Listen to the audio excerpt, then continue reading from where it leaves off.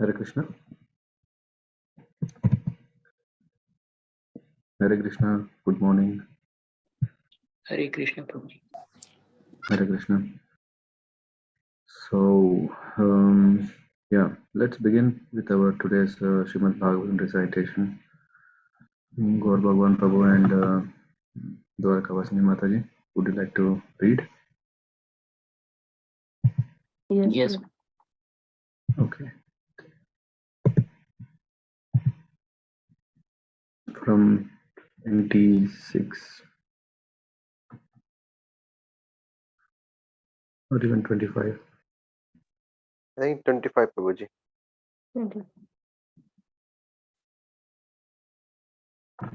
Om Namo Bhagavate Vasudevaya. Om Namo Bhagavate Vasudevaya. Om Namo Bhagavate Vasudevaya. Text 24. Because of his transcendental intelligence, the pure devotee is equipoised in his vision and see himself to be uncontaminated by matter. He does not see anything as superior or inferior, and he feels himself elevated to the transcendental platform of being equal in quality with the Supreme Person. The Supreme Personality of Godhead alone is complete transcendental knowledge, but according to the different process of understanding, he appears differently, either as an impersonal Brahmana, as a Paramatma, as the Supreme Personality of Godhead, or as the Purush Avatara. The greatest common understanding for all yogis is complete detachment from matter, which can be achieved by different kinds of yoga.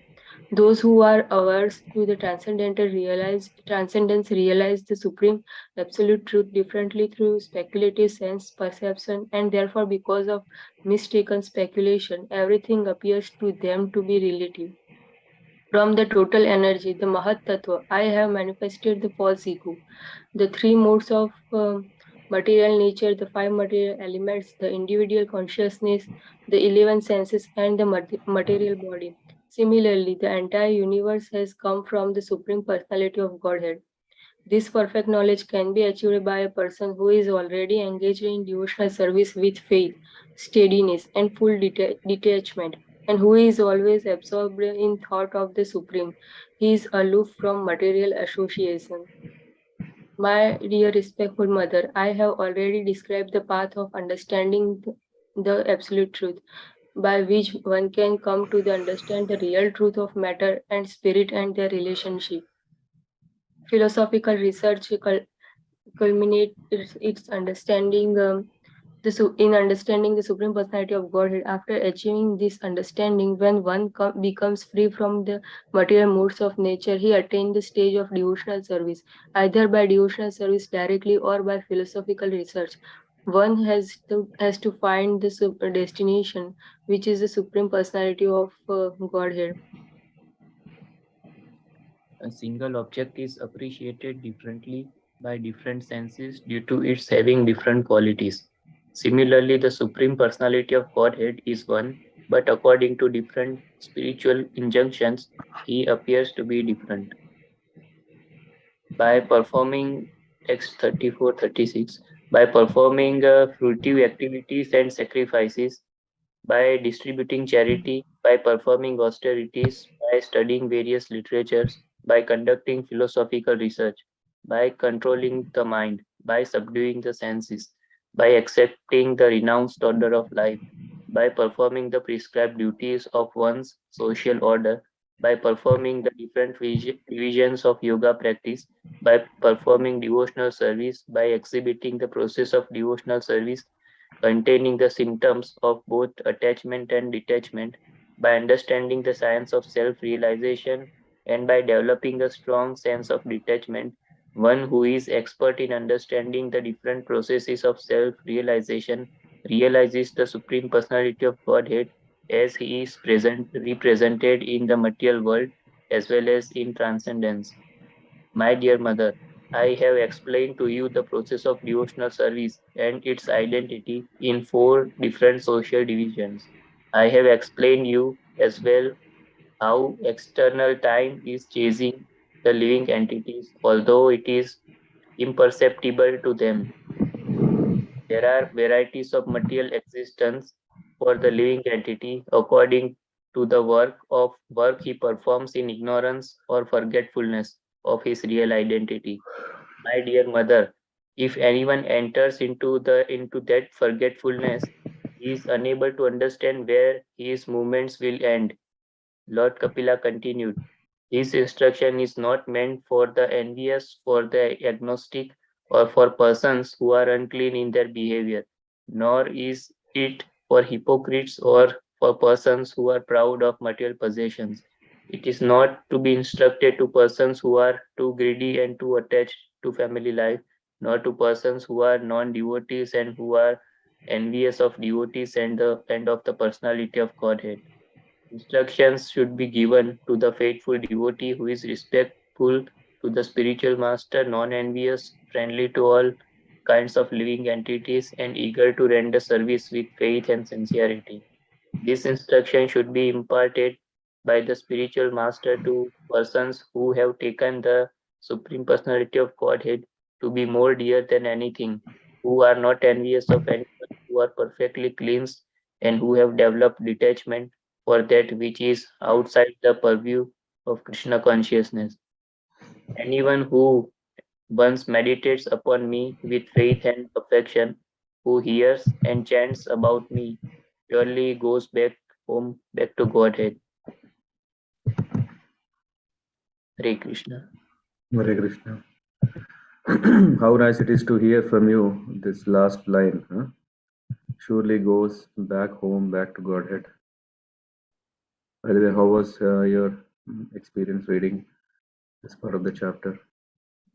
Yes, Prabhuji, I went through the purpose, and yes, some new things I came to know, like impersonalist, and how for them is also not possible just by meditating upon impersonal Brahmana to merge into yes, these Brahma Jyoti. They still need to perform the devotional service and accept yes Lord's personality.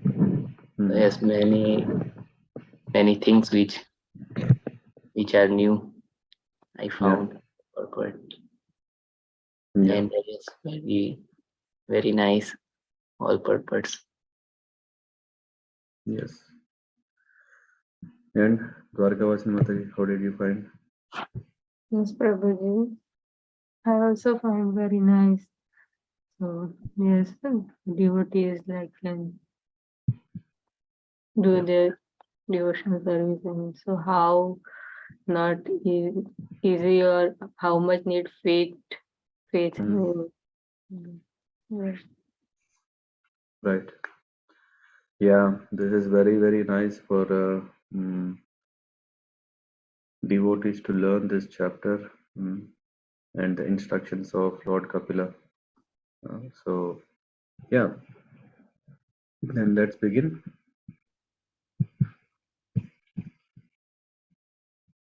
Verse 25.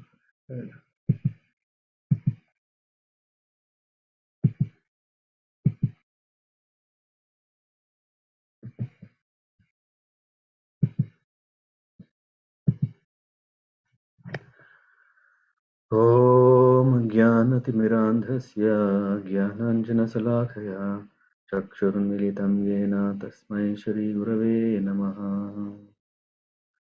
श्रीचैतन्यमनोभीष्टं स्थापितं येन भूतले स्वयं रूपा कथा मह्यं ददति स्वपदान्तिकम्।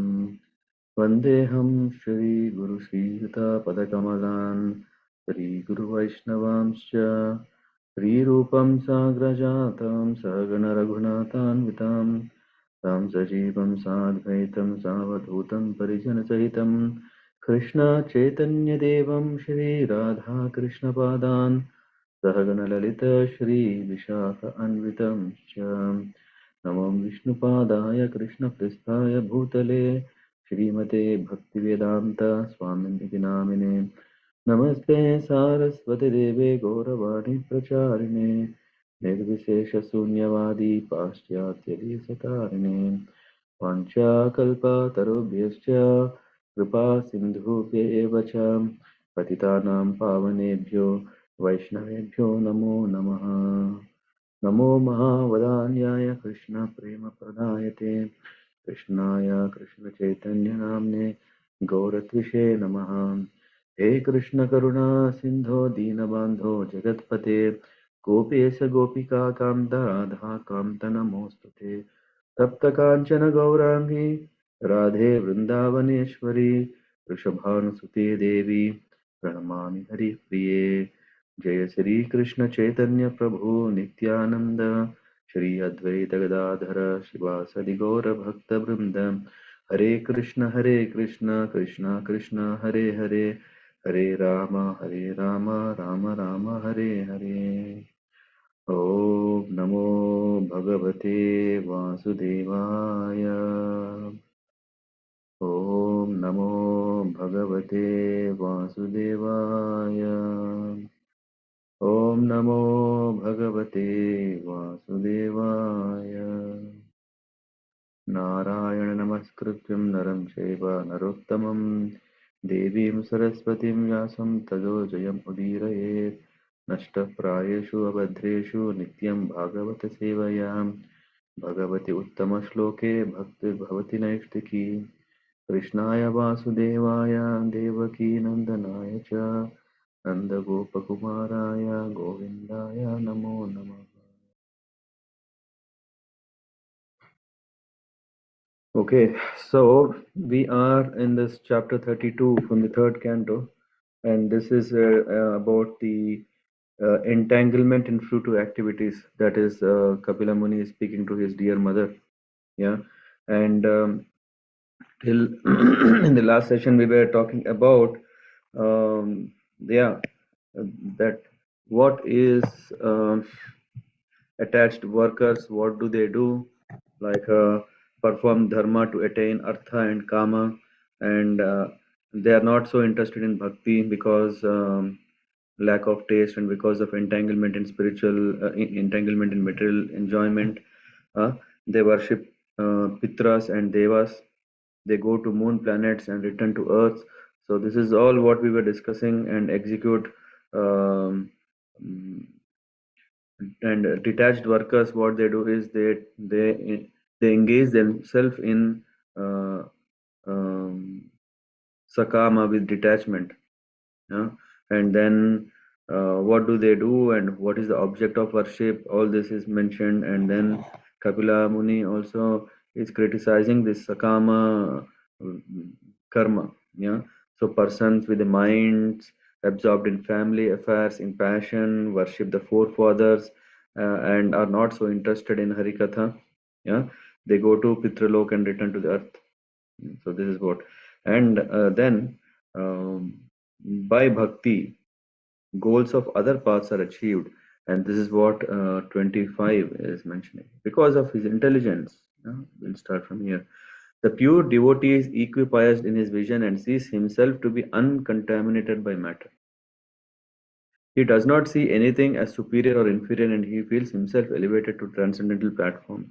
So from there, we try to understand the position of devotee or a bhakta. And there is also even a definition given by Srila Prabhupada, who is a devotee. I think one who has read the purports would have come across this, and emphasizes what does it mean. And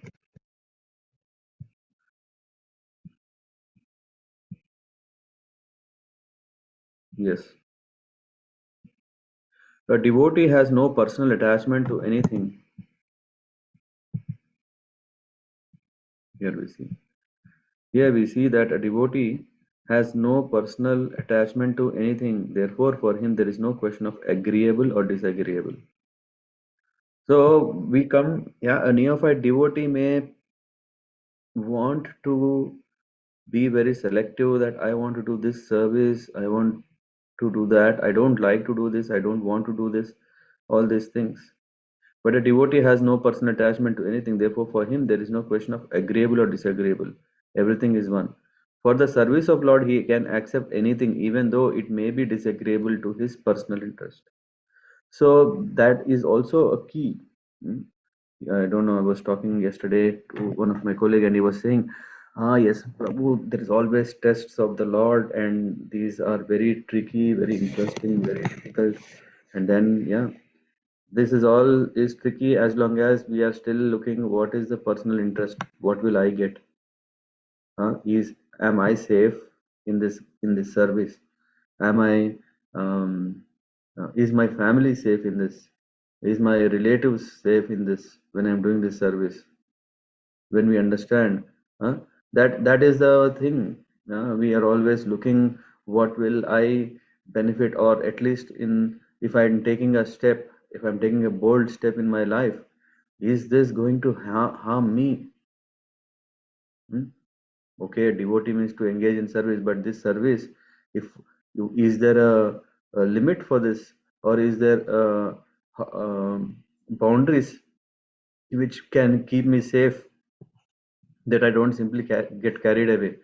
So, but a devotee, for him, once he comes to this, that he understands that anything if he is doing for the service of engages himself in the service of the Lord, that will definitely benefit for him, not only for him, to his family, not only to his family, to the society in large. In fact, he is completely freed. I mean, devotee is completely free from personal interest, and thus anything agreeable to the Lord is agreeable to him. What is agreeable to Lord is the to maintain the dharma that the Lord has set up, so that everyone work in harmony towards God consciousness.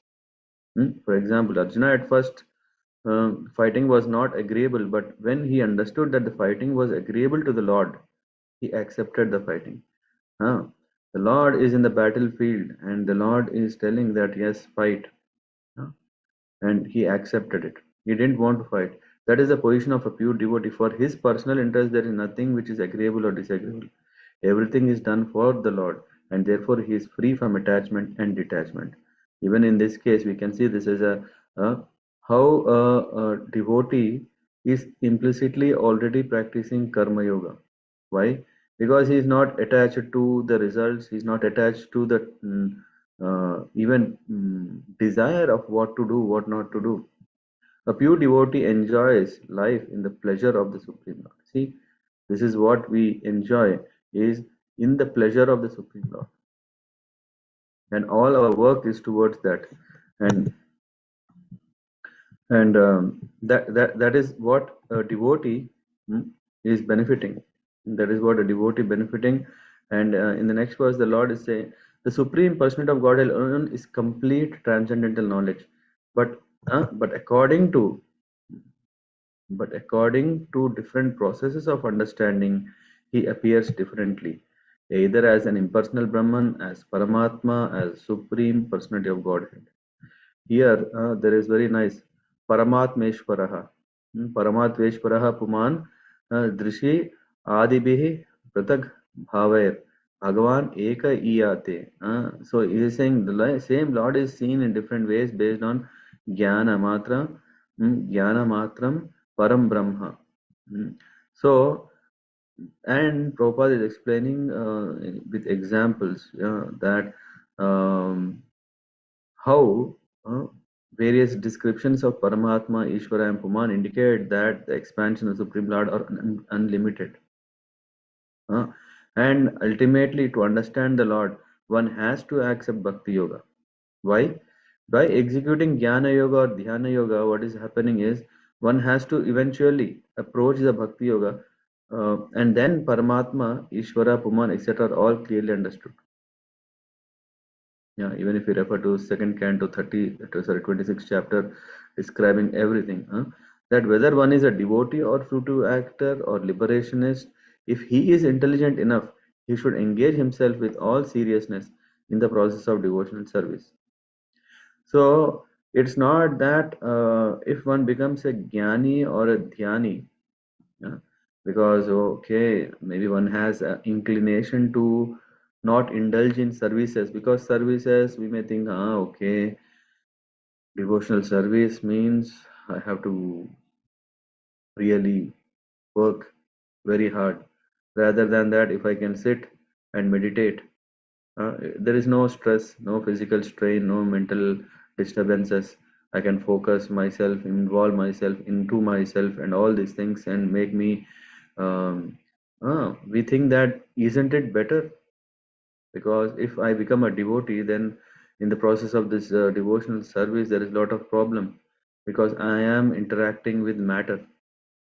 Because I am interacting with the matter, there is a risk that I can fall down because I might start thinking everything is matter, so I will also engage in uh, so or not in a position to because of lack of gyan, knowledge might be that when I don't have knowledge, when I don't have taste, when my senses are fully captivated by the beauties of the material world, and senses are not in control, so it's very difficult. Hmm? So better than that, is it not? Dhyana yoga is so nice. Close my eyes and that's it. It's not as simple as that because so many jnanis are trying to see Krishna. They're not able to. They are meditating for years together to realize this Brahman, to realize the Lord in the Paramatma form. All these things are not working. Even if it is working, Prabhupada mentions in purport, it's very troublesome. But when one becomes a devotee, it is recommended in second canto that whether one is a devotee or actor, if he is intelligent enough, he should engage himself with all seriousness in the process of devotional service. So even if one becomes a jnani, knowledge, but what he should do, he should preach. It's not just acquiring all the knowledge to know, okay, I have understood the science of Godhead, but I am not going to do anything. That is not accepted. Still, he has to come to this platform of engaging in serving the Lord in various ways, in whatever form. That is what here Prabhupada is referring to. It is also explained that whenever, whatever one desires, which is obtainable by fruitive activities, even if one wants to be elevated to higher planets, can be achieved simply by execution of devotional service. We see so many examples that, okay, everyone is struggling to go to Vaikuntha where there is no anxiety, or I want to go to higher planets, or I want to, so many sakama, desires. Based on those desires, we are acting, our devotion is developed on that. Even for them, even if one wants to elevate to higher planets, can be achieved simply by execution of devotional service. Since the Supreme Lord is full in six opulences, he can bestow any one of them upon the worshipper. Even if one wants fame, one wants name, one wants beauty, we don't have to go to that demigod or this demigod for that result or this result. The Lord is saying that, hey, I am the reservoir of all these six opulences, and if I want, I can give you. Or if you want, I can give you. If you serve me, yeah. The one Supreme Personality of Godhead reveals himself to different thinkers as a Supreme Person or impersonal Brahman or Paramatma. Impersonalists merge into the impersonal Brahman, but that is not achieved by worshipping the impersonal Brahman. If one takes to devotional service and at the same time desires to merge into the existence of the Supreme Lord, he can achieve that. This means that even if one who is a devotee engaging in devotional service, and if he has a desire like this, even then he can achieve that because the Lord blesses. If someone desires at all to merge into the existence of the Supreme, he has to execute devotional service. So just by knowing or just by knowing the ways of how to do it, it doesn't work, but only if one engages in devotional service, he can do it. This gives a complete emphasis on our complete dependency on practicing devotional service. Whether we take that path or this path doesn't matter, but devotional service is the default. A devotee can see the Supreme Lord face to face, but the Jnani or empiric philosopher and the yogi cannot. There is no evidence in scripture stating that by cultivating knowledge or worshipping the impersonal Brahman, one can become a personal associate of the Supreme Lord. Nor by executing the yogic principles can one become an associate of the Supreme Lord. Impersonal Brahman, being formless, is described as Adrisya. Adrisya, because the impersonal effulgence of Brahmajyoti covers the face of the Lord. So anyway, these are the details. Yeah, and here we see from on the basis of Vishnu Puran, this fact is very nicely explained. The universal form of the Lord and the formless Brahman effulgence, being invisible, are inferior features. The concept of universal form is material. Why? Because all the demigods, I think it is in the same purpose, are represented and who are representatives of the material incarnations of the Lord. That I think will come later. Here, the Vishnu Puran states, Vishnu Brahma Swarupena Swayam Eva Vyavastitaha. Brahman real feature is Vishnu, or the Supreme Brahman is Vishnu. Swayam Eva, that is his personal feature. The supreme spiritual conception is the Supreme Personality of Godhead.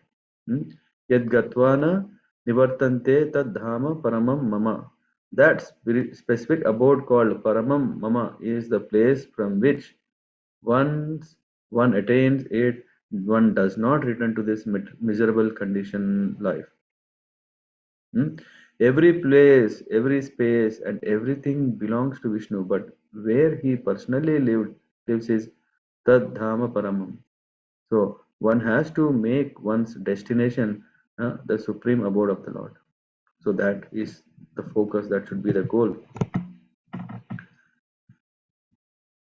And then here there is further details about the greatest common understanding of all yogis is complete detachment from matter, which can be achieved by different kinds of yogas.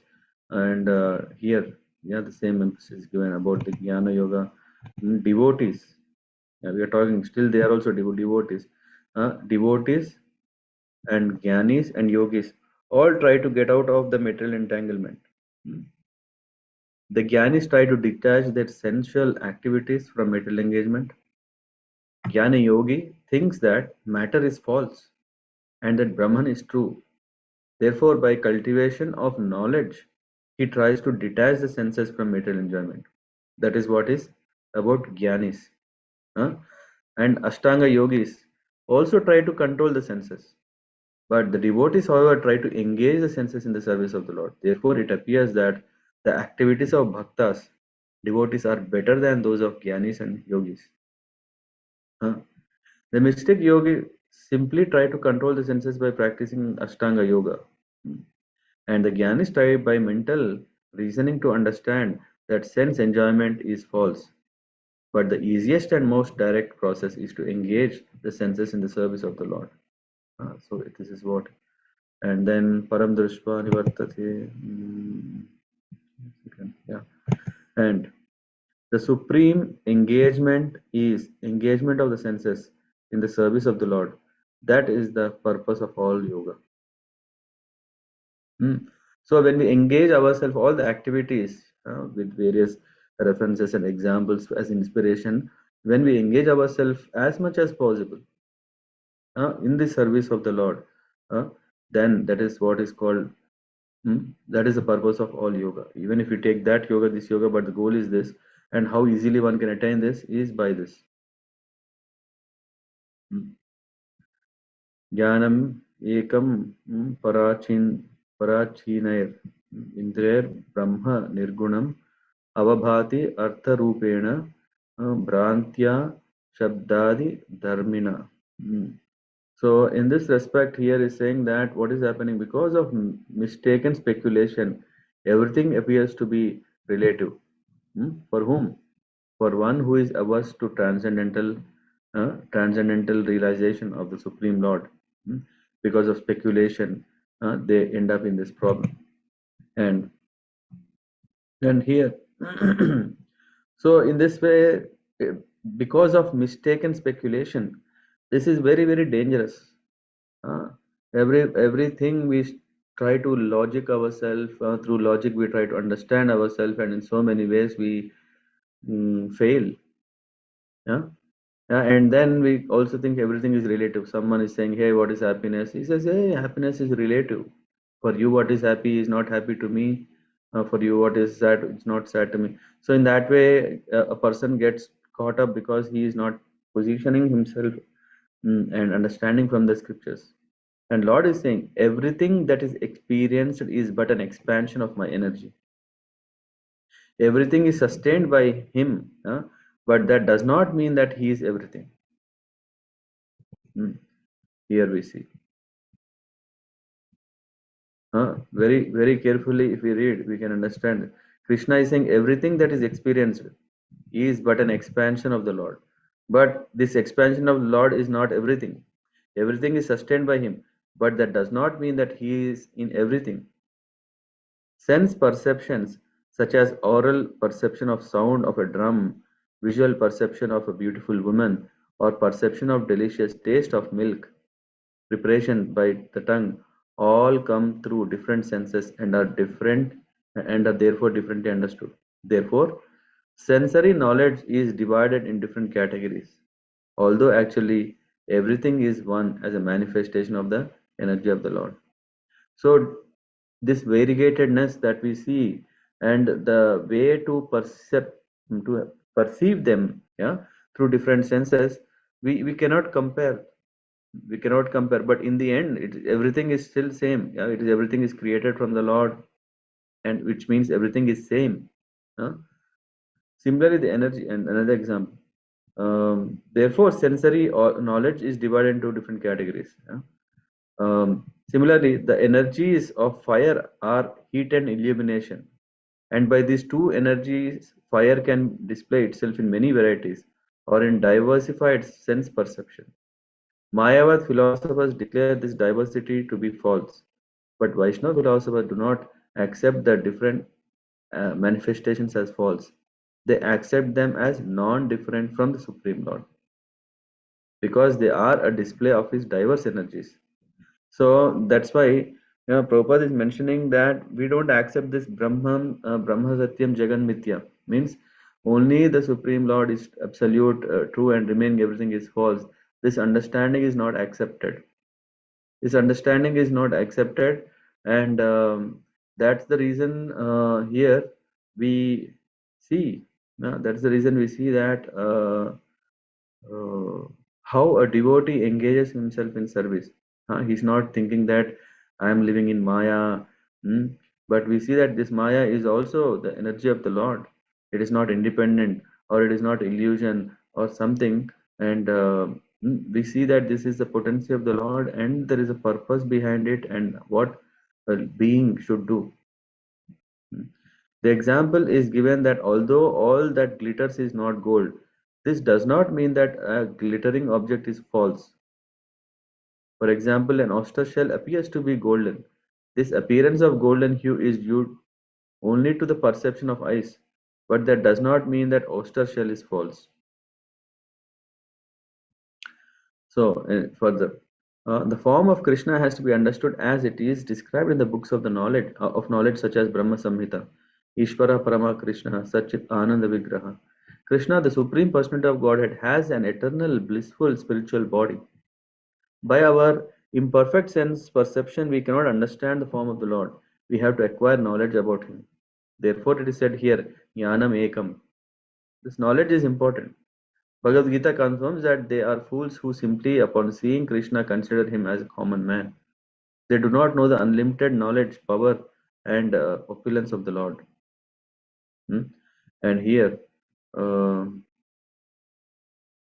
the purified absolute vision of Bhagavad Gita is compared to river Ganges. Ganges water is so pure that it can purify even the asses and cows.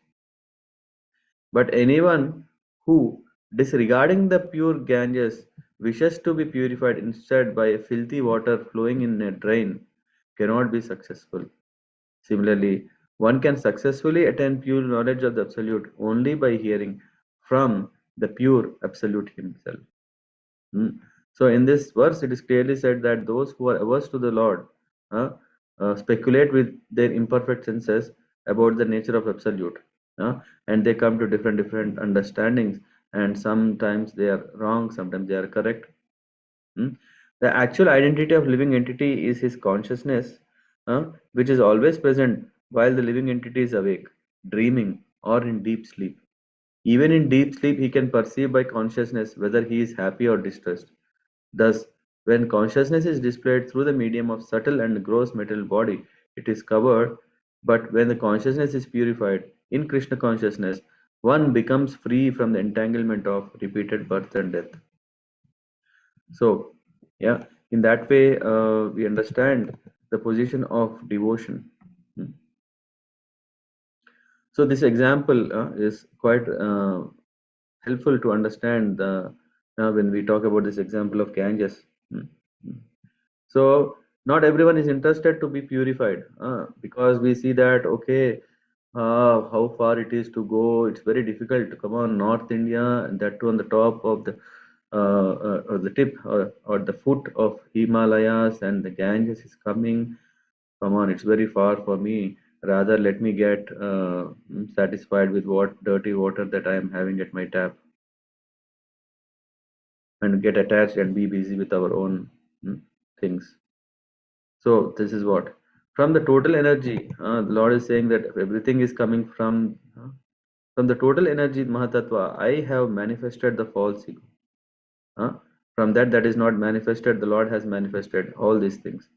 Just like that, similarly, the entire universe has come from the Supreme Personality of Godhead.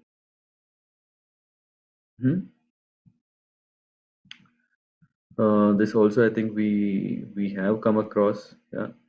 The difference is that individual soul is conscious of individual body only, whereas the super soul is conscious of the total number of individual bodies. No, there is one important point.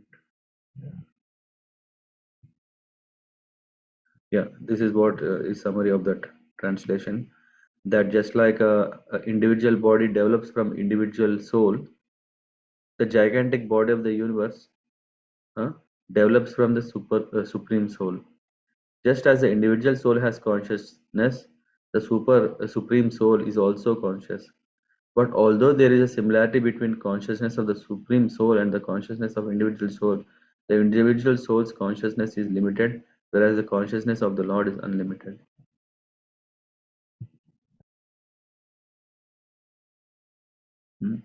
So in this way, here we see about this in this about the swara. What is that word? Yeah. The word Swarat is very significant here. Swarat means independent. Swaraj. Yeah. Swarat means independent. The Supreme Lord is independent, and individual soul is also independent. Although there is no comparison between the two qualities of independence, the living entity is minutely independent, and the Supreme Lord is fully independent. Just like the individual soul has made of 5 elements and senses, the Supreme Independent Lord similarly has a gigantic body of the universe. The individual body is temporary. Similarly, the entire universe, which is considered to be the body of the Lord, is also temporary. And both the individual and universal bodies are products of the Mahatattva. One has to understand the difference between differences with intelligence. So this is what we need to understand, so that we can develop the detachment towards the material objects and senses, and engage ourselves in the level of transcendence. This is what is coming here. Etadvai shraddhaya bhaktya. So this perfect knowledge can be achieved by a person who is already engaged in devotional service with faith, steadiness, and full detachment, and who is always absorbed in thoughts of the Supreme. He is aloof from material association, and that is what is called even samadhi. Samahitva and samadhi are synonyms, and what does that mean? Is only persons who engage in practical activities of devotional service in Krishna consciousness can become absorbed in full samadhi. So it is not so easy for the Gyanis and Dhyanis to attain a state of samadhi unless they engage in devotional service of the Lord with understanding that only devotional service can bring one to perfection, which is called samadhi.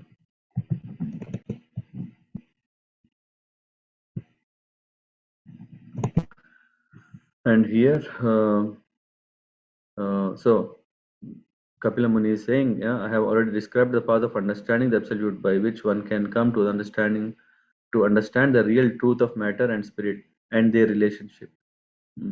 This is coming in mainly. Lord is bringing this link. Why is he saying here is that he is concluding the explanation of knowledge of self-realization. Jnanam tad Brahma darshanam. Here we see. Jnanam tad Brahma darshanam yenanu buddhyate tattvam prakrite purushasya cha. What is mean is the relation between the spirit and matter. This is what I have described.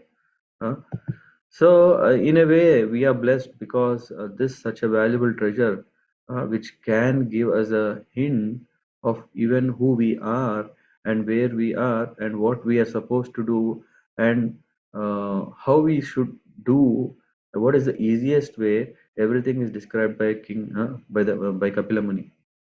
Jnana yogascha mam nishto. Here philosophical research, even if one is doing philosophical research, what is the ultimate? It's coming to culminates in understanding the supreme personality of Godhead.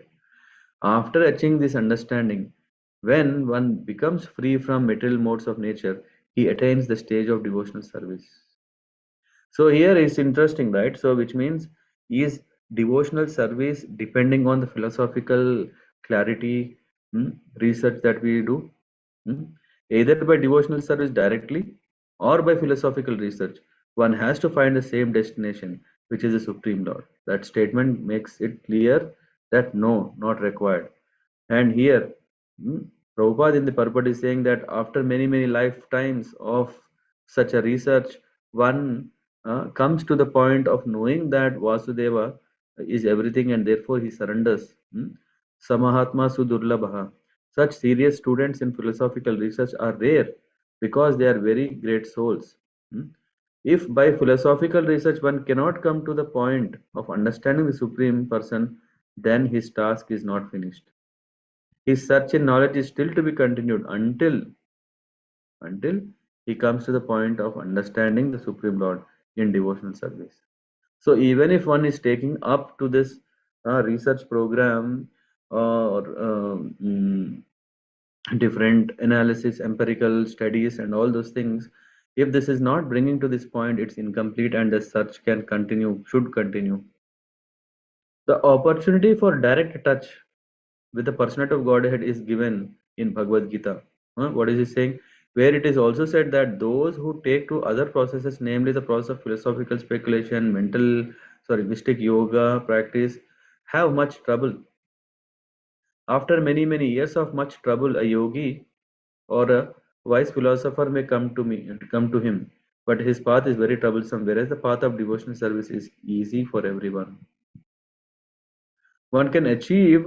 Actually, our problem is also this big problem that we want, rather than taking simple. It is very simple, but we think that simple is so simple that we don't want to take it because we don't trust that simple can give the best result. So what we do, our difficulty is itself in this thought process. Our difficulty itself is in this that it can't be so simple. It should be something very high. So I need to really become very scholar to really decode all the sutras, to understand each word in different ways, to come up with some. And in all this process, we lose the simplicity solution that the Lord is offering. One can achieve the result of wise philosophical by discharging devotional service, and unless one reaches the point of understanding the personality of Godhead by his mental speculation, all his research work is said to be simply a labor of love. Labor of love.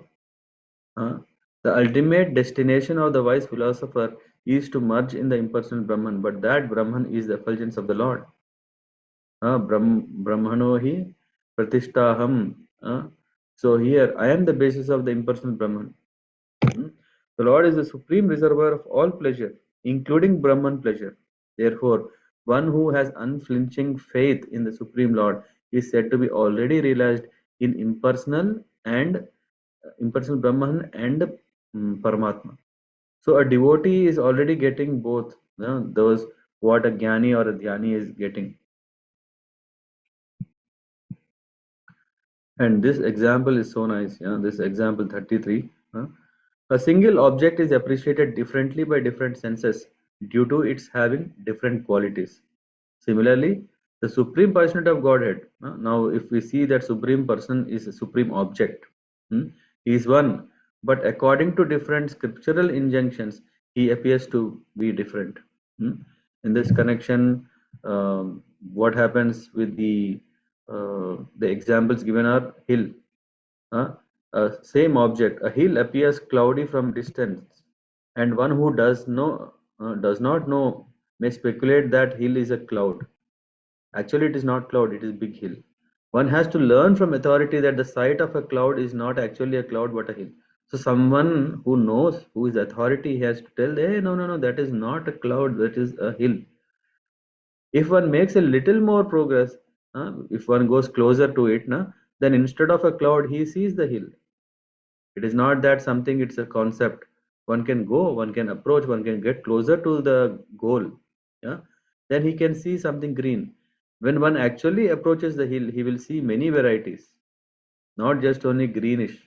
But even if he goes, even he goes even further close, he can clearly see every how every tree is on the surface of that hill. Hmm? So another example is in perceiving milk. This second example. When we see milk, we see that it is white. When we taste it, it appears that milk is palatable. When we touch milk, it appears very cold. When we smell milk, it appears to have a very good flavor. And when we hear, what is this hearing? We understand that it is called milk. By hearing process, we understand, hey, I have seen all these things. What is it? If someone is telling that, hey, that is milk, then we understand that is milk. Perceiving milk with different senses, we say that it is something white, something delicious, and all those things, so on. Actually, it is milk. Similarly, those who are trying to find the supreme Godhead by mental speculation may approach the bodily effulgence or the impersonal Brahman. Those who are trying to find the supreme Godhead by yoga practice may find him as localized Paramatma. But those who are directly trying to approach the Supreme Lord by practice of Bhakti Yoga can see him face to face. So, here we see that through these examples, try to understand that, yeah, with the further example, we see here Prabodhananda Saraswati. Is it coming here?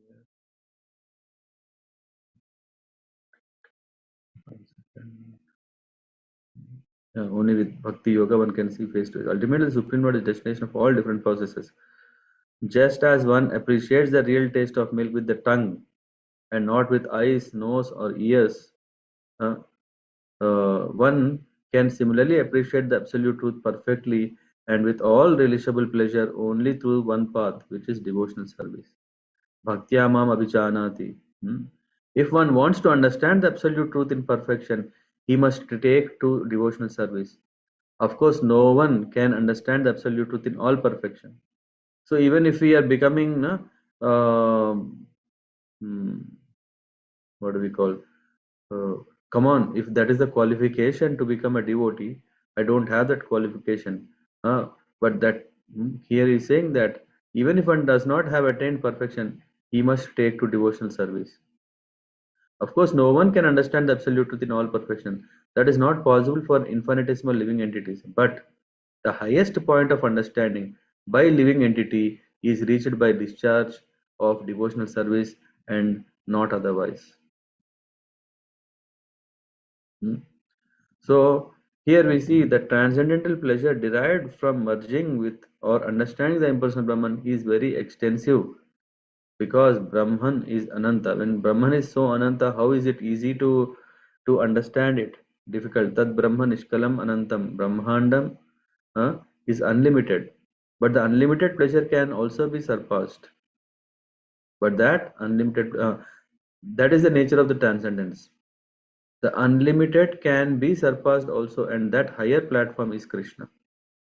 It's not that is the everything. And here, Prabodhananda Saraswati therefore says that Kaivalya, which we think the attaining this Brahman Jyoti, the Brahman pleasure, is undoubtedly very great and is appreciated by many philosophers. But to a devotee who has understood how to derive pleasure from exchanging devotional service with the Lord, this unlimited Brahman appears to be hellish. Therefore, one should try to transcend even the Brahman pleasure in order to approach the position of dealing with Krishna face to face. Why? As the mind is the center of as the mind is the center of all our activities, activities of senses. Krishna is called the master of senses, Rishikesh. The process is to fix the mind on Rishikesha or Krishna, as Maharaj Ambarish did. Savai Mana Krishna Padara Vindayor. That from the Bhagavatam. Ambarish Maharaj has employed or engaged himself completely in devotional service. Bhakti is the basic principle of all processes. Without bhakti, neither Jnana Yoga or Ashtanga Yoga can be successful. And unless one approaches Krishna, the principles of self-realization have no ultimate destination. Whatever we are doing in the name of bhakti is not going to bring us the value if we don't understand this. And then here in this 34, 35 verse to 36, it's telling what is that by performing what activities can one attain this. All these are all states is mentioned here. I think in this also there is different ashrams, what kind of duties are to be followed, that is mentioned. That like pious actions, sacrifices, charities, again what kind of charities. This is also mentioned for grihasthas is recommended. Austerities for vanaprasthas is recommended, and following Vedic study, swanushthan and discussions is recommended for brahmacharis, and control of senses and mind, renunciation is for sannyas order. Yoga practice, bhakti, sakama and nishkama means all these things are sakama nishkama are suggested.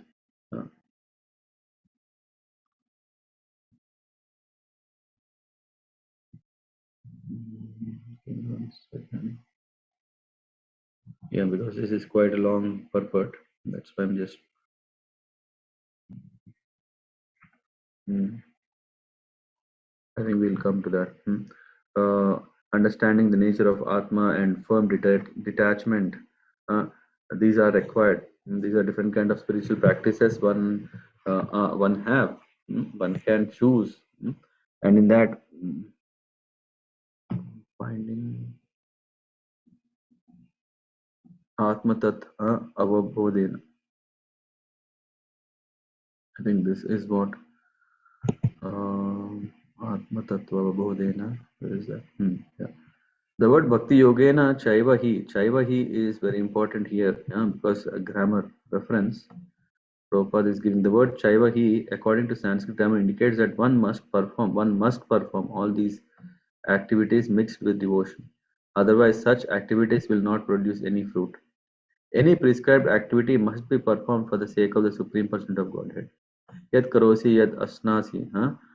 Whatever you do, whatever you eat, whatever you sacrifice, whatever austerities you undergo, and whatever charities you give, the result should be given to the Supreme Lord.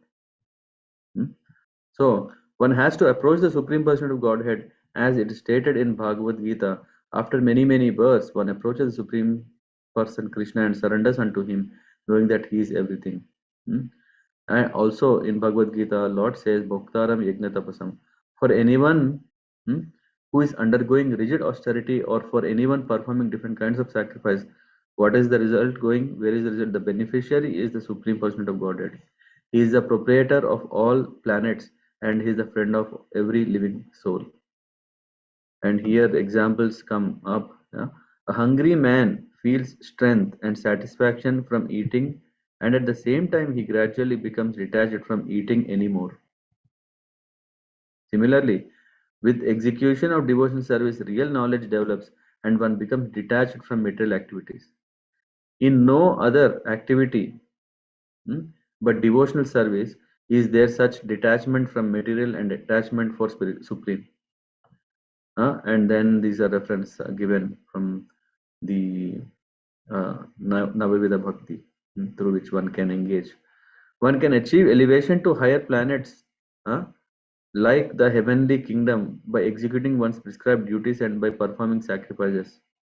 When one is transcendental to such desires, because of accepting the renounced order of life, he can understand the Brahman feature of the Lord. And anyway, so this is kind of helping us to kind of understand that a devotee is attaining everything implicitly, even the Brahman realization and also Paramatma realization. And yeah, this is Atma Tattva Avabodhenam. So understanding of the Supreme Person is called Atma Tattva. Atma Tattva. To even understand the Supreme Lord, which means understanding of one's real constitutional position. What is our position? When we understand the Lord and our position, then we engage in service. If one actually understands one's constitutional position as an eternal servitor of the Supreme Lord, he becomes detached from the service of material world. Because by nature we always want to engage in something service. Even we call it as a service, but it may not be called service. It is only self-service. Like we see in restaurants where there is written serve yourself or self-service. There is no one come to serve you. So what we do, we just go collect whatever food we have ordered, we bring it and eat. It might, we may say, hey, this is good for health, this is good for the society, that we are not encouraging labor. So many things we may do, but ultimately it is what we are doing is in that business we are doing self-service. Understanding of one's real constitutional. If one actually understands one's constitutional position as an eternal servitor of the Lord, he becomes detached from that. If one does not know one's constitutional position, one engages in service of his personal gross body or his family, society, or country. This is very, very dangerous. With great many lifetimes we have been struggling to come to this great point of opportunity, and if we still identify ourselves with the material world and with the relations associated with material world, then we here it says that one engages in the service of his personal gross body or his family, society, or country. This is also what Prahlad Maharaj is telling to his co-students, that hey, we spend a lot of time in unnecessary things, in so many things, but of course the what do we call? There are so many subjects that are teaching, so many morals that are there, how to deal with, but all these things are secondary. When we talk about his, the person wants to serve. That's it. And why? Because by in service only he can get pleasure. But what kind of pleasure is real and eternal? That we don't know. That's why we engage ourselves in so many things. Either it could be our own aspirations, our own goals, our own. See, I want to travel around the world. I want to dive deep into the water. I want to see the tip of a peak. All these things, or I want to make sure that all my family, my people, my country, my nation, everything great. So why? Because this service attitude is definitely there. Why? Because we are by nature, or by our natural position, we are servants. But instead of serving the Supreme Lord, we are serving only his expansions, and which can bring which his expansions and his energies, and we think that this is eternal. But as soon as one is able to see his constitutional position, Swadrik means one who is able to see, he becomes detached from such material service and engage himself in devotional service. So here we see that whom should we serve? Sometimes, I mean, not sometimes, most of the time we are lost. Should I do that? Should I do this? What should I do? What will happen? And all those things.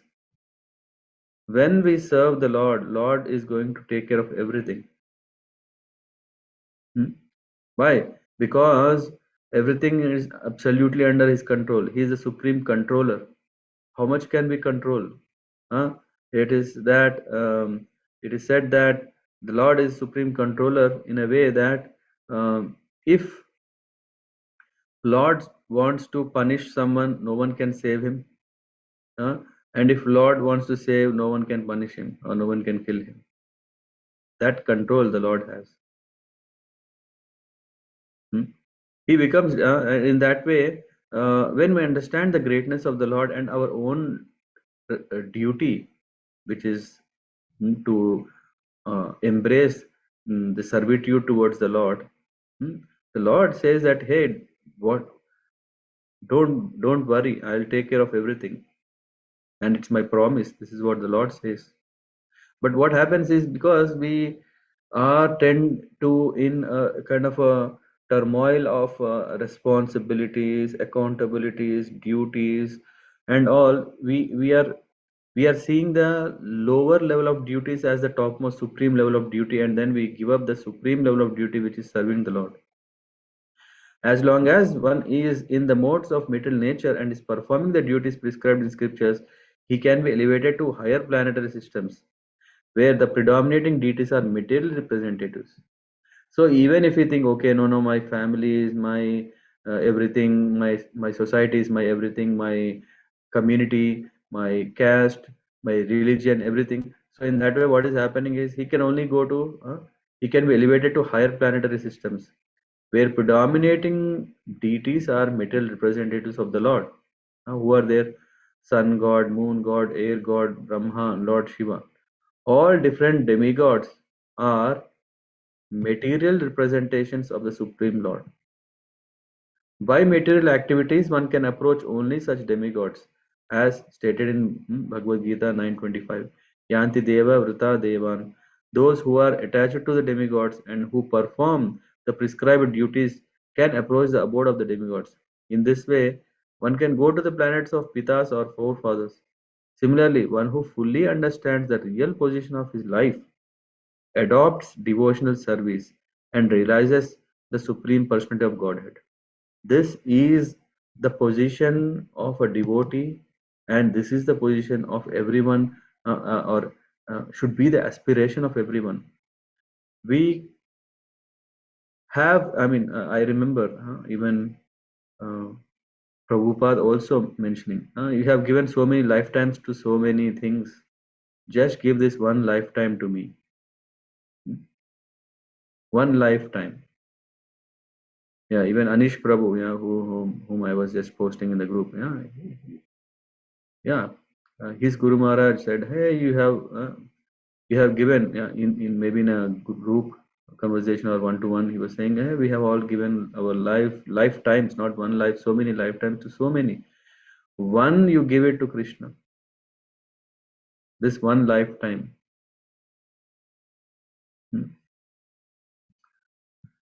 Okay, so yeah.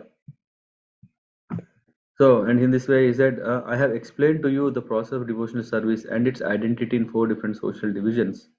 I have explained to you as well how eternal time is chasing the living entities, right from how even taking birth to the everything, although it is imperceptible to them. So in this way, yeah, Kapila Muni is giving the process of Bhakti Yoga is the main river flowing down towards the sea of absolute. All other things are tributaries. 3 in the material mode. This is what is emphasized. Kapilam, they is summarizing the importance of process of devotional service, Bhakti Yoga. And among that, there are 4. Of them, 3 are in the modes of material nature, execution in the mode of material nature, and the 4th one is in the transcendence. which is untinged by the modes of material nature. Devotional service mixed with material modes of nature is means for material existence, whereas devotional service without desires for fruitive result and without attempt for empirical philosophical research is pure transcendental devotional service.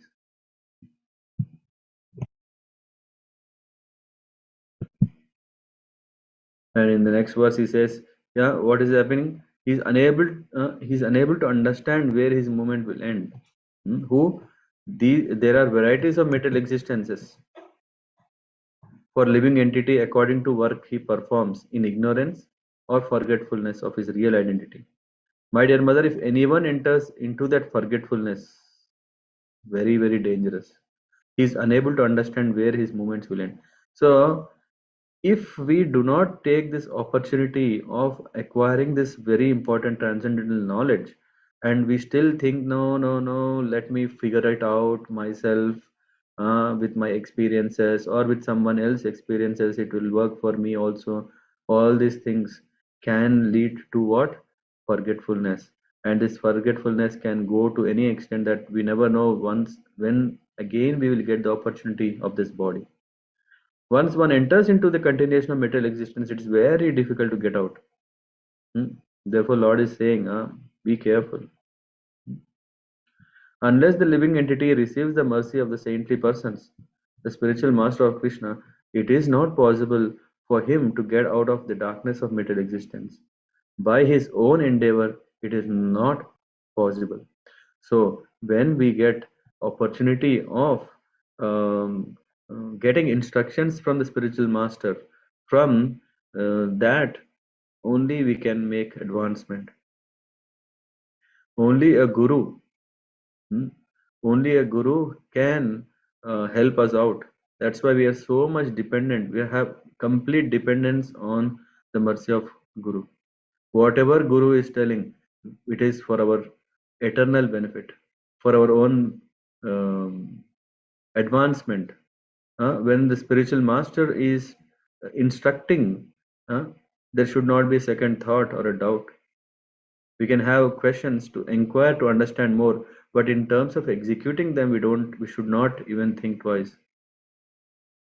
We can only clarify, did I understood properly, or what does it mean, but not I don't want to do it, I have doubt in this. That is not at all good. And then one gets into the cycle of birth and death, and again forgets the main purpose, main goal of life, in spite of getting a spiritual master's shelter and instructions. If one is not benefiting, then such a person is called most unfortunate person.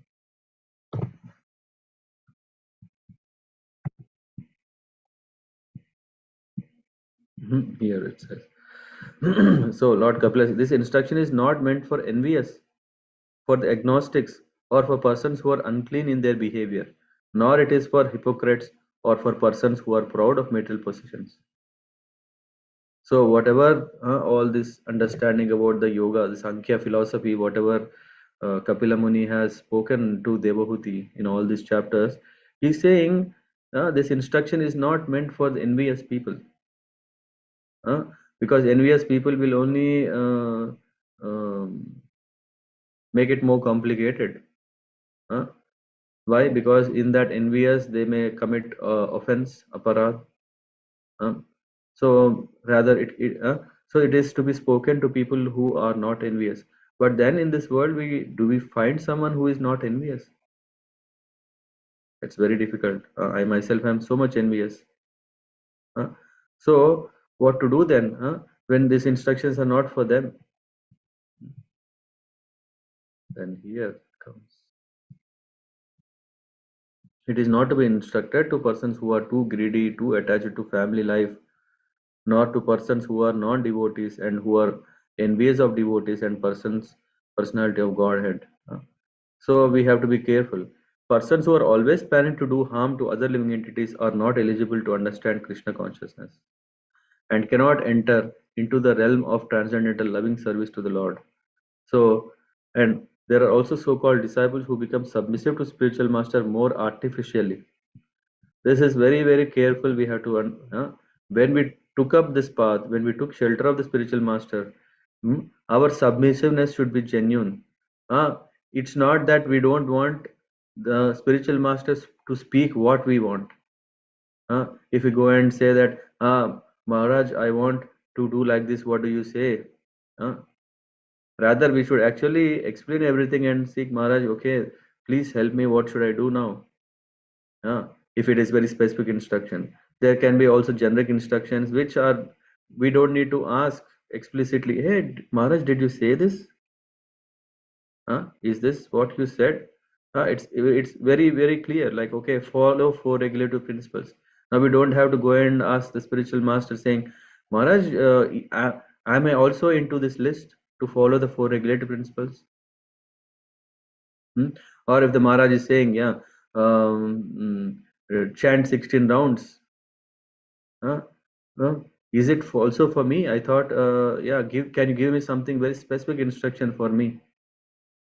Is it okay that if I do like this? Is it okay if I do like that? So here it says, so-called disciples who become submissive to a spiritual master, but they are not really submissive. What is submissive is, yeah, we see how Prabhupada disciples have done. Wherever Prabhupada said, go there, do that, and they absolutely surrendered and followed it to the word. They cannot understand what Krishna consciousness or devotional service is. They still think they are still on a material platform, in the sense of material relationships, material sense gratification, material goals, material. Everything is connected still to matter. Why? Because they have not connected to spiritual matter. Who is spiritual? Spiritual master. When they connect to the spiritual personality, spiritual master, then they should, or we should not have all these kind of considerations, our own still lower interests. Persons who, due to being initiated by another sect of religious faith, do not find devotional service as the common platform for approaching the Lord, also cannot understand Krishna consciousness. We have experienced that some students come to join us, but because of being biased in some particular type of faith, they leave our camp and become lost in the wilderness. Actually, Krishna consciousness is not a sectarian religious faith. It is a teaching process for understanding the Supreme Lord and our relationship with Him. Anyone can join this movement without prejudice, but unfortunately, there are persons who feel differently. Therefore, it is better not to instruct the science of Krishna consciousness to such people. So here we understand that who are the real candidates. Candidates are one who have faith. Generally, materialistic people are after some name, fame, and gain. So if someone takes to Krishna consciousness for these reasons, he will never be able to understand this philosophy. They admit themselves into some cultural institution for the sake of name only, especially in this age. So when we join ISKCON, when we take initiation, when we formalize our name with ISKCON identity, because ISKCON is a great brand, that is not going to bring us much. They, yeah, such person take to religious as a social decoration. They admit themselves into such cultural institution for the sake of name.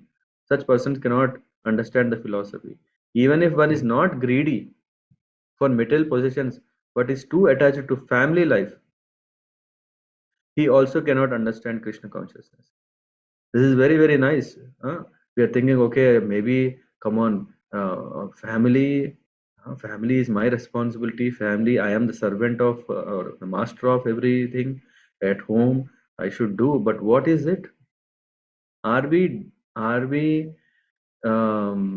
able to be successful in bringing everyone to Krishna consciousness platform? If at home we have people who are envious, if at home we have people who do not like, or if we have at home people who are coming from different faith, by being part of different understanding, and people who are envious of Krishna consciousness, how can we advance? How can we do it? So here it says that such persons take to religious principles as social decorations. If one is not greedy, at least, but he is attached to family, he cannot understand Krishna consciousness. So we need to understand whom to preach. Superficially, such persons are not very greedy for material possessions, but they are too attached to wife, children, and family improvement. When a person is not contaminated by the above mentioned faults, yet at the ultimate issue is not interested in the service of the Supreme Lord, or if he is not devotee, or if he is non-devotee, he cannot understand the philosophy of Krishna consciousness. If he is not a devotee, yeah. So in this way we see instruction should be given to the faithful devotee who is respectful to the spiritual master, non-envious, friendly to all kinds of living entities, and eager to render service with faith and sincerity. And then these instructions should be imparted by the spiritual master to persons who have taken the Supreme Personality of Godhead to be more dear than anything. We usually have so much that this is dear to me, that is dear to me, he is dear to me, she is dear to me. But above all, we should understand that the Supreme Personality is the dearmost to us, and who are not envious of anyone, who are perfectly cleansed, and who have developed detachment for that which is outside the purview of Krishna consciousness. If we make our goal Krishna consciousness, then only we can really attain success. Otherwise, any other thing, thoughts that can come, we cannot be successful. Even if we think that, hey, I am not envious, come on. If someone is advancing, I have no problem, I'm happy to clap for him. That is also okay. Who are not envious, who are perfectly cleansed, even okay, every day I make sure that I am having very good karma. I don't even hurt an ant. And who have developed detachment for that which is outside the purview. The instruction should be from the spiritual master to the persons who have taken the Supreme Person of Godhead to be more dear than anything. More dear than anything is to be underlined, and then he can advance in devotional service.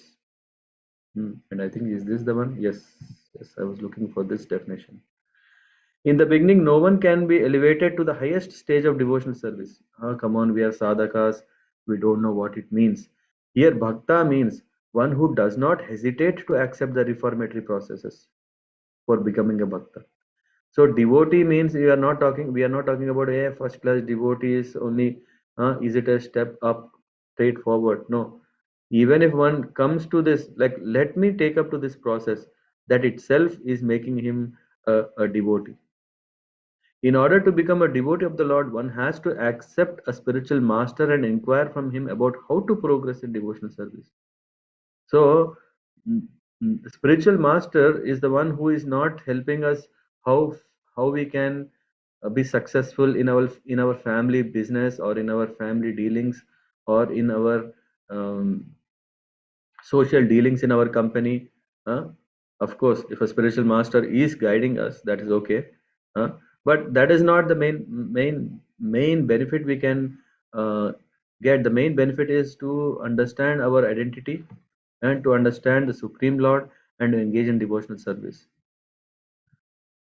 To serve a devotee, to chant the holy name according to a certain counting method, to worship the deity, to hear Śrīmad-Bhāgavatam from, or Bhagavad Gita from realized person, and to live in a sacred place where devotional service is not disturbed.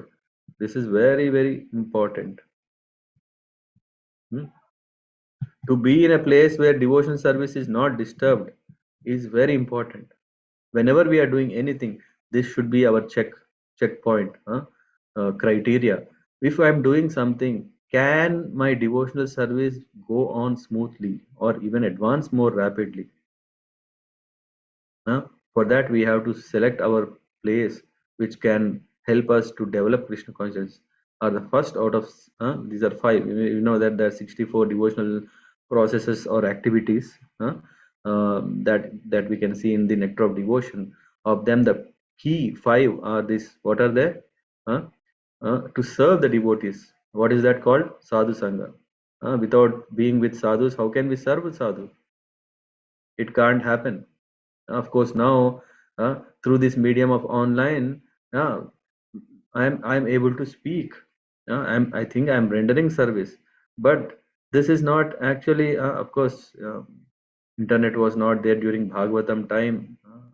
Otherwise, they would have written, Zoom call would be the one criteria. No, what is the point here saying as serve a devotee is to personally engage in his service. Through this, I am able to reach out, but that's not really still service. It's personally serving is different. And to chant the holy name according to certain counting method, japa. So sadhu sangha, japa, and worshipping the deities, and hearing Śrīmad-Bhāgavatam, Bhagavad Gita from a realized person, and to live in a sacred place where devotional service is not disturbed are the first out of first 5. I mean, first 5 out of 64. One who has accepted these 5 chief activities is called a devotee. That is the definition of devotee. That is the definition of bhakta. One must be prepared to offer the necessary respect and honor to the spiritual master. He should not be unnecessarily envious of his god brothers. And Prabhupada is referring that what is that? Rather, if a god brother is more enlightened and advanced in Krishna consciousness, one should accept him as almost equal to the spiritual master, and one should be happy to see such god brothers advance in Krishna consciousness. A devotee should always be very kind to the general public in instructing Krishna consciousness, because that is the only solution for getting out of the clutches of Maya.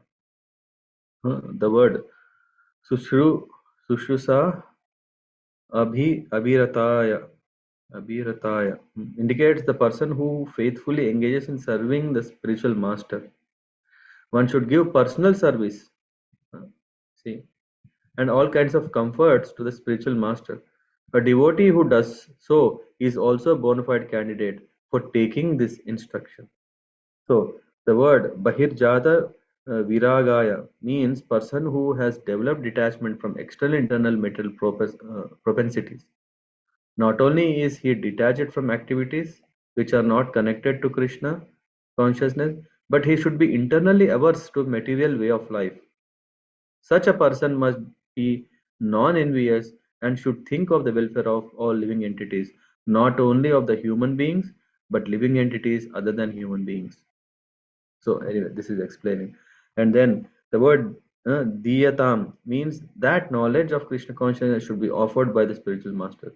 The spiritual master must not accept a disciple who is not qualified. He should not be professional and should not accept disciples for monetary gains. The bona fide spiritual master must see the bona fide qualities of a person whom he is going to initiate. An unworthy person should not be initiated. The spiritual master should train his disciple in such a way so that in the future only the Supreme Personality of Godhead will be the dearmost goal of his life. That such a great responsibility is upon the spiritual master. And that means also such a great responsibility for the disciples who have accepted shelter from him to obey the instructions so that one will be dearmost goal of his life. What is that? Supreme Personality of Godhead as the dearmost goal of life.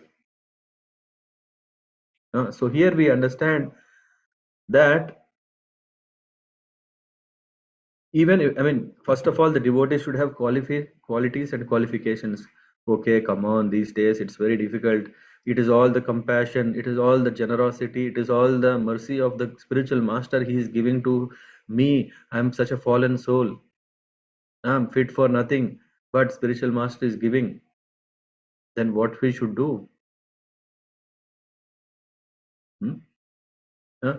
Because it's clearly said that unworthy person should not be initiated, but spiritual master is taking that risk in Kali Yuga, in these days. Why? because to give a chance, and such a chance which rarely comes, we cannot just take it easy. We should very seriously understand his instructions, not get entangled, not get confused, not to just still continue with the uh, mm, material calculations. What will I get? What will I do? And all those things. But we should really make this point that the spiritual master indeed has given us shelter. For what? So that in future we make the supreme personhood of Godhead as our dearmost goal of life. And how can we do that? Just by following the instructions, just by taking the words of the spiritual master as our shiromani. We keep each word of the spiritual master on our head and just apply that and realize that yes, indeed, this is what my master, spiritual master wants. Yeah, as we may have heard so many times that Maharaj says that, what is that? Sadhu Sangha. Yeah, we see that even Prabhupada is just saying the same thing. What are the first 5 key things? Sadhu Sangha. And Maharaj says, do japa. Sadhu Sangha itself is such a thing that can make us possible to do all the remaining 4. What are the remaining 4? Chanting. How can we improve chanting? By committing as a goal. Okay, let us all do quality japa. What is quality japa? In Sadhu Sangha, we will know what is quality japa. And what are the other things? Hearing to Śrīmad-Bhāgavatam, Bhagavad Gita. Was it in this one or which one was that? Yeah, here. And then doing japa and worshipping the deity.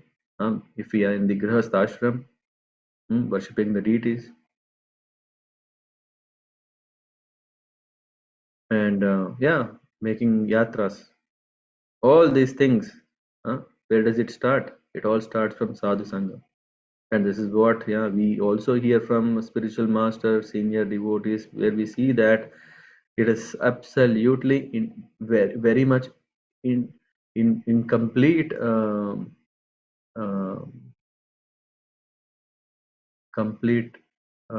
acceptance of the senior devotees that sadhusang is the key.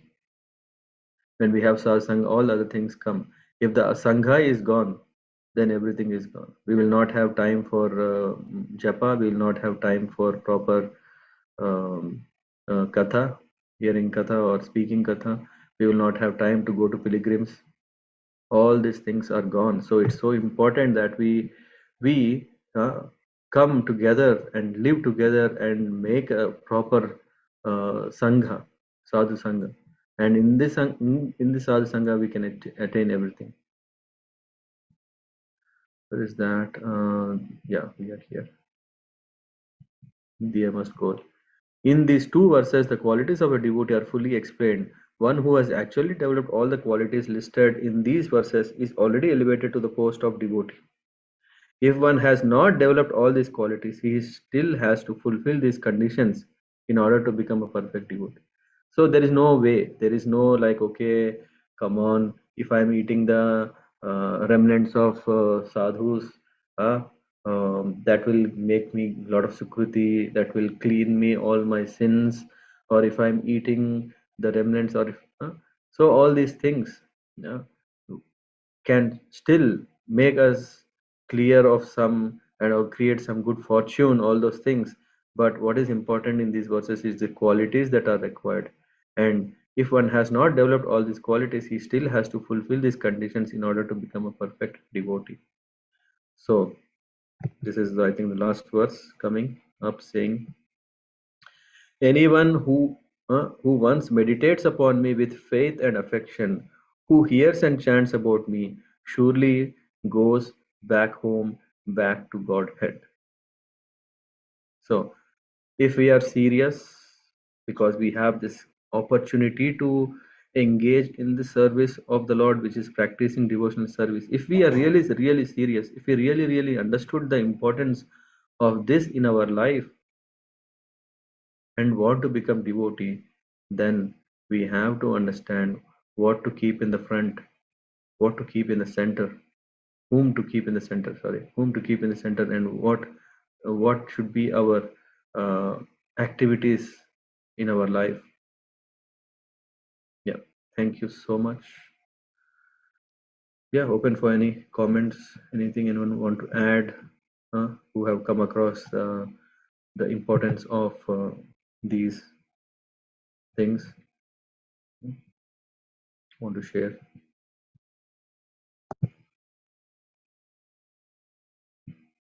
Hare Krishna. Hare Krishna, Prabhuji. Yes. Hare Yes, Krishna. thank you, Prabhuji, for this wonderful lecture. So we heard the definition of devotee, and we Mhm. also say in the beginning that one is a sadhaka. Yeah. Mhm. So when do we say that a sadhaka becomes a devotee? At which stage? Sadhaka is already a devotee because he's an aspiring devotee. Okay. Yeah, it is something like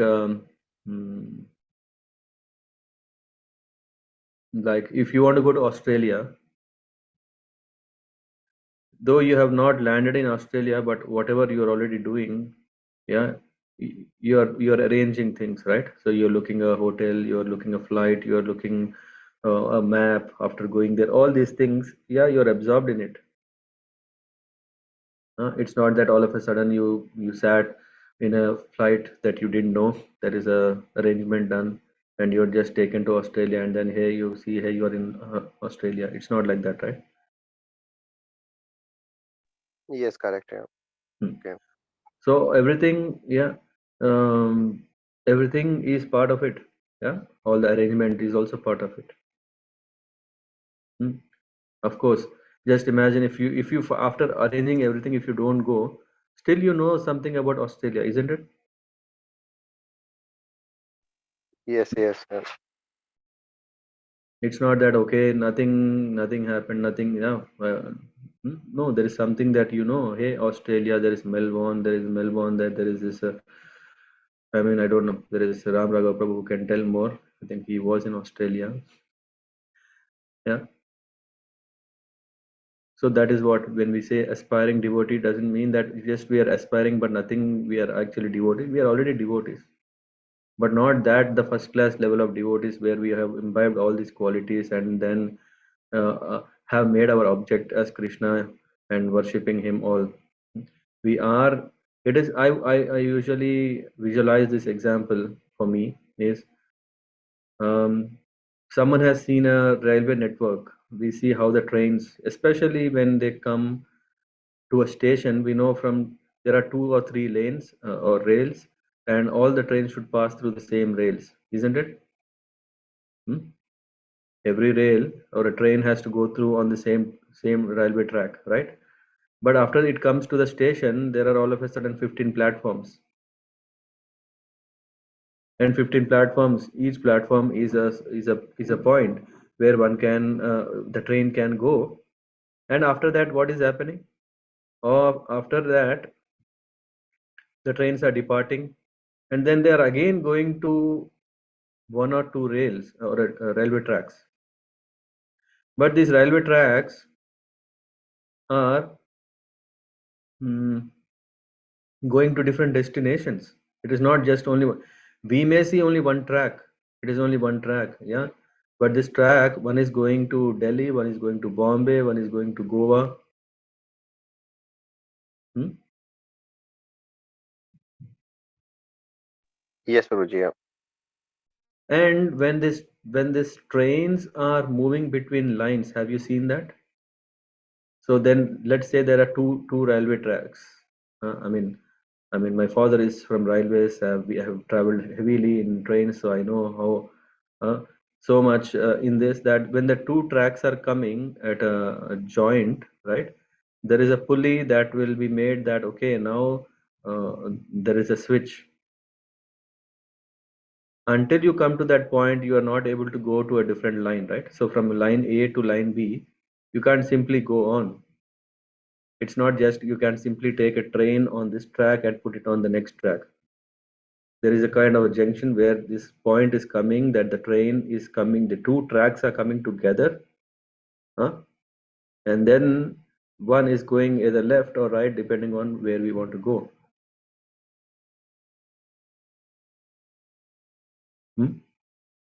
Yes, yeah. Mm-hmm. And in devotion also, yeah. So what is happening, we are gradually coming to a point. We are coming to that point. It's not just simply happening that, hey, now I have become first class devotee and then finish. I'm on this railway track, now I'm on this railway track, and that's it. No, we are going closer and closer and closer, and when the right time is coming, then we are switching between the tracks and actually going into the right line. And during this all process, I am changing, right? So I am getting closer and closer to this. It's not that I'm parallelly going. It's not that, okay, I have nothing to do with that upcoming railway track. So I am directing myself, or the training, yeah, is directing in that way so that it is coming to that point. So even in our own self, every moment there is this always, am I doing for Krishna or not, Krishna or not? All these things are coming. Huh? The decisions which we are taking towards Krishna, in serving Krishna, in that way the direction of the train is going and going and going. At every junction or every such a kind of point, the decision is coming. Are you going left or right? If I go left, what it is? Material entanglement. If I go right, oh, Krishna conscious. Let me take a right turn. And in that way, when we are going, it's not so suddenly that we are doing. We are actually practicing. That's why we are saying sadhana, sadhakas. We are practicing to, at every point, when the test is coming, when the question is coming left or right, then we are making that conscious decision, and then we are making the change. And then this change is actually bringing us, and that's why we are called devotees. But what kind of devotees? Sadhakas, aspiring devotees. We aspire for devotion. That's why every decision that we are making is in this direction. And finally, what is happening? We are coming to that destination, whether it is Delhi or Goa or Vrindavan. Yeah, I don't know. I mean, I don't know if this example made it more complicated or confusing. Yeah, it was good, Prabhuji. Yes, very nice. Nicely explained. Yeah, to Mhm. understand this concept. Yeah, thank you. Mhm. Yeah, thank you. Any questions? Anyone else?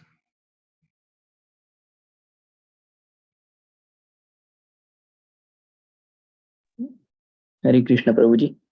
Prabhuji, how about Gyanis and Dhyanis or Yogis? Are they also in the category of devotees? Yeah, they are category of devotees. That's why they call Sakama. Sakama. There is still some interest. There is still some interest. Yeah, of course they don't. What is the interest? Is what they don't want to be in the material suffering.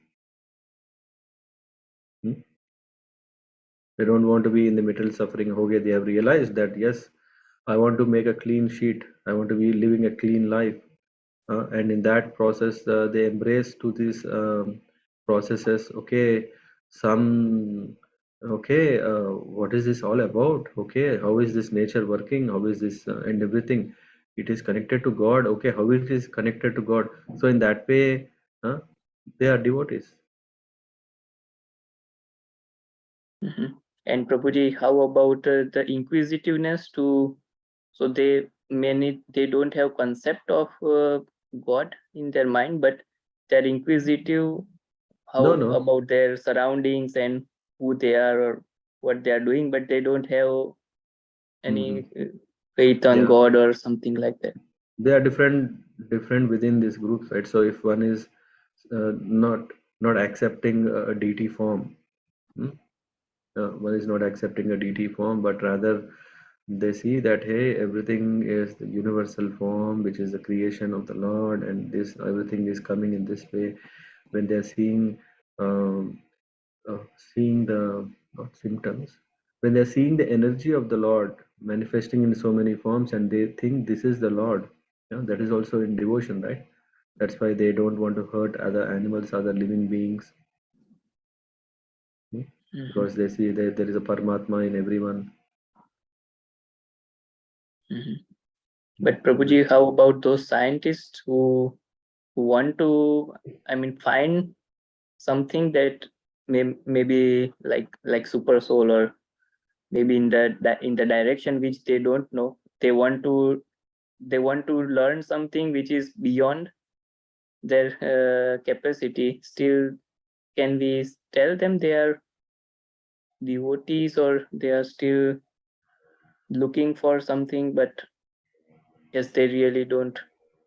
As long as one is not thinking that this is arrangement of Lord, let me understand more, he is not a devotee. Yeah. As long as we think that, hey, I want to solve a puzzle. I want to solve a puzzle, and this puzzle, I can start. 2 days back, I don't know, or yesterday, I think 2 days back, one could see from where such a great light is coming from a black hole in the spiritual galaxies. Yeah, so something. Yeah, now we have a super high powerful microscope, telescope. Telescope through which we are able to see to that level. But yeah, how much ever if we are thinking that, hey, the light is not emanating from the Lord, but it is emanating from that hole. Why? Because there is a two jets of lights that are coming emanating from that path. That is why all of a sudden it becoming so bright. Something like imagine a pipe which is struck, right, water pipe. Water, if it is coming normally, we won't see the flow, but if you close it, then we see. Or all of a sudden lot of water is coming through this small pipe. You know how the pipe will dance, right? I don't know if you have seen. So then that such an explanation makes them understand now that yes, now we know the source of light. So, but they're not attributing that, this is the divine light. This is, then they say that, that it has a X-ray, it has a, what are the other two light forms in it? I forgot. It has a gamma rays. I don't know.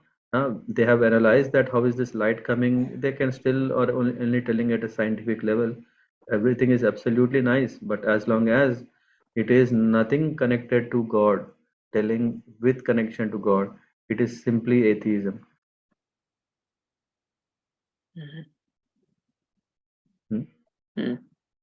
Yeah, and why do they do? And this is what we understand, because they're after name and fame, or they, or if they are not behind the name and fame, they are at least want to help the society, yeah, family.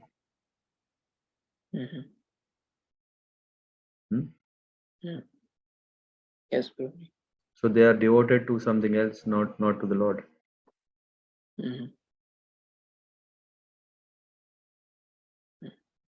Yes, Prabhuji. And also, can we also say the similar for the ones who want to live sattvic life, but Yes. don't want to? See, sattvic life is very,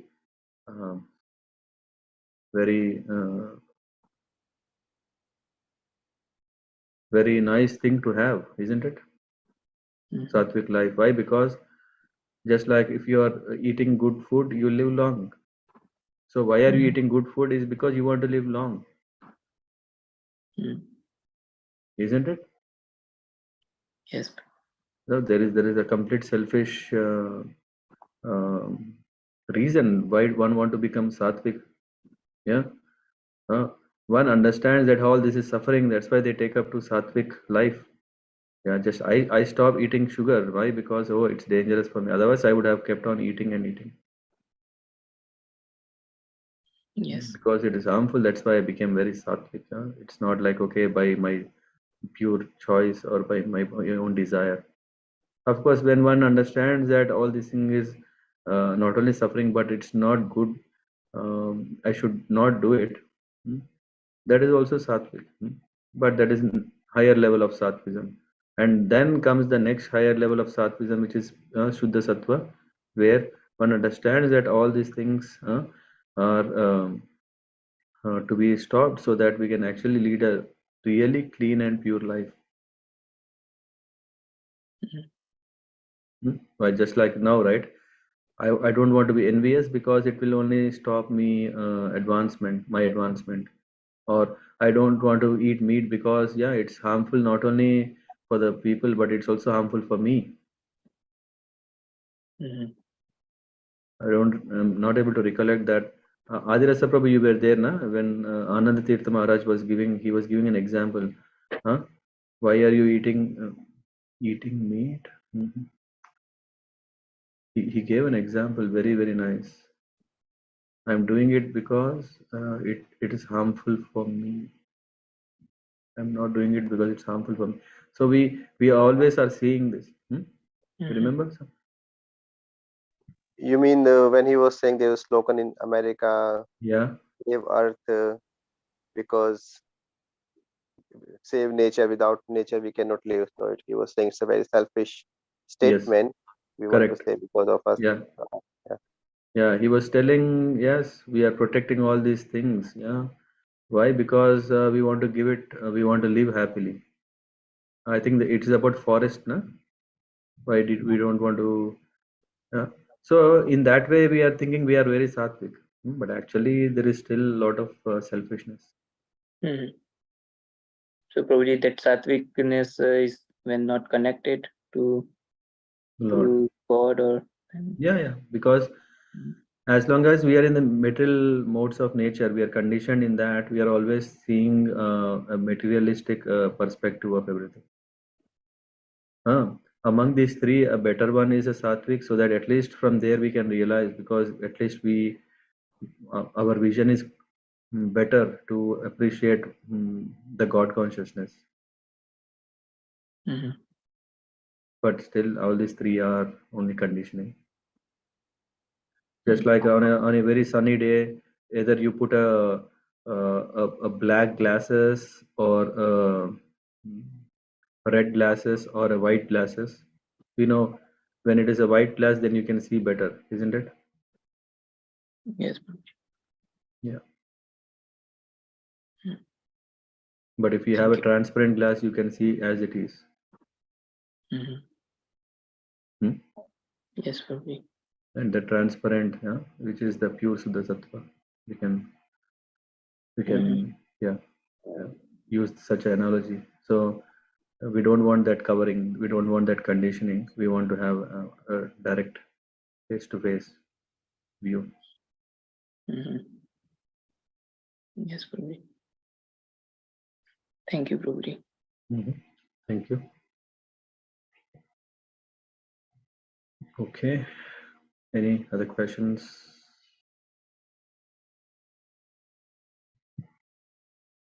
No. Thank you so much for joining. Happy Gita Jayanti.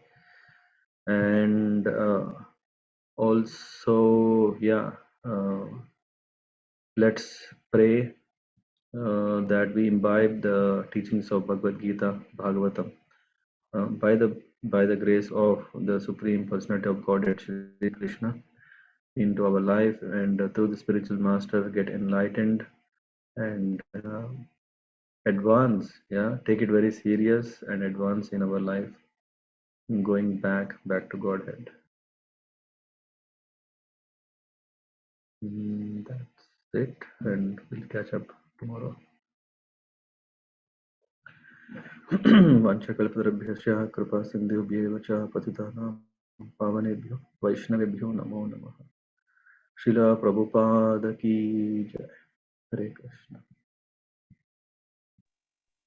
Hare Krishna. Hare Krishna. Hare Krishna. Hare Krishna. Hare Krishna. Hare Krishna.